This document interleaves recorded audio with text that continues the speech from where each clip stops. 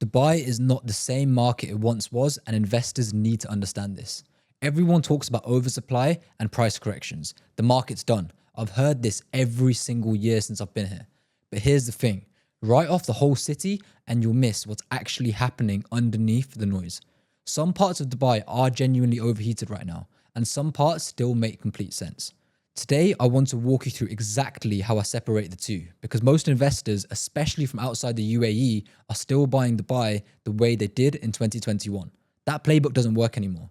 Let's start with the villa market, because this is where the oversupply story falls apart fastest. Everyone talks about the Dubai apartment supply. The 238,000 apartments sold off plan in 2024 and 2025. I talk about it too. It's a real conversation. But while that's been the headline, villas have been moving in the opposite direction. Villa supply has not kept up with the pace of the demand, particularly within the 3 to 7 million price bracket.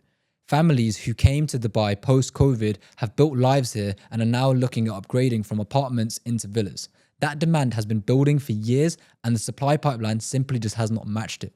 So when people tell me Dubai is oversupplied, I ask them oversupplied in what? Because the apartment story and the villa story are not the same.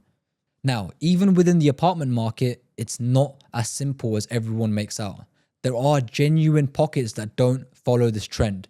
Areas with strong end-user demand, limited supply, and major infrastructure coming nearby. These don't behave like the broader oversupplied market. The mistakes most investors make is treating Dubai apartments as one homogeneous market. It's not. Some buildings in some communities are getting hit by oversupply. Others, only 2 kilometers away, are holding firm because the fundamentals are completely different. This is where local knowledge actually earns its keep. Anyone can read a headline stat. Knowing which specific pockets are insulated from it, that takes being on the ground.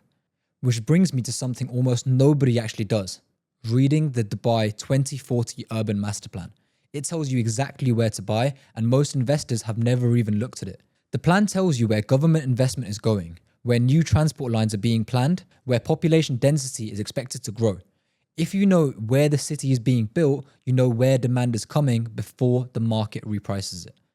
I'm not saying buy purely off a government document, but ignoring it completely, which is what 90% of investors do, means you're investing blind to the city's own roadmap. So that's where to look. Now, villa or apartment in Dubai right now? The answer depends on something most people get wrong. My honest answer, it depends on your objective, not just your budget. If you want yield, apartments in the right undervalued pockets we just talked about can still perform well. If you want capital appreciation and you can hold for 5+ years, villas in the supply constrained brackets are still the stronger play right now. Or you look at Abu Dhabi. What doesn't make sense anymore is buying an apartment purely because that's what everyone buys in Dubai. The market has matured since then. You need a reason for the asset class, not just a default answer. But before any of that, before entry price, before payment plans, before projected returns, there's one question almost nobody asks at the point of sale. Who's actually going to buy this apartment from you when you want to exit? With certain off-plan developments, particularly in saturated apartment zones, you might buy well, hold for 2 years, and then struggle to find a buyer at the price you need because there are 15 other near identical units competing for the same pool of buyers. This is exactly where understanding supply at a granular level matters more than the headline numbers. A good entry point means nothing if there's no exit. So here's my honest answer to should I still invest in Dubai. It's not a simple yes or no. Dubai is not one market.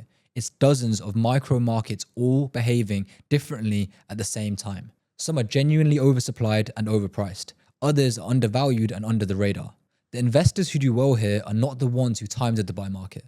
They're the ones who understand which specific pocket, which specific asset class, and which specific developer makes sense for their objective right now. That's the work. That's what separates a good investment from a later regretted one.